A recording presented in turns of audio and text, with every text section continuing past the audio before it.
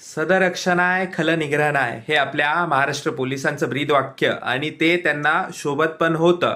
परंतु काही वर्षांपासून हे वाक्य आता मला पोलिसांना विनंती करावीशी वाटते की हे बदलावं आणि भाड खाण्यास सदैव तत्पर हे वाक्य करावं. का?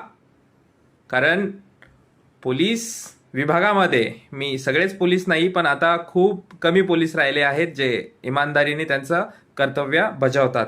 पण आज जो मी एक अपघाताची बातमी पाहिली, कल्याण मुरबाड रोडवर एका इको कारचा अपघात झाला. त्यामध्ये बातमी येत आहे 11 जण होते की 13 जण होते. 11 जणांचा दुर्दैवी अंत झालेला आहे.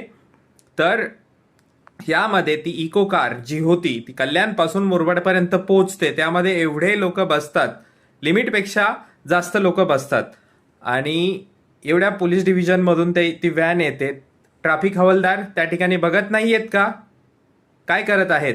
हप्ते फक्त गोळा करत आहेत. हां, मी मुंबईमध्ये पण रिक्षा स्टँड अनेक पाहिले, तर त्यामध्ये आमच्या BRCच्या जवळ एक असेल रिक्षा स्टँड चिता कॅम्पचा, तर प्रत्येक रिक्षा मागे 20-20 रुपयाची वसुली पोलीसवाले करतात.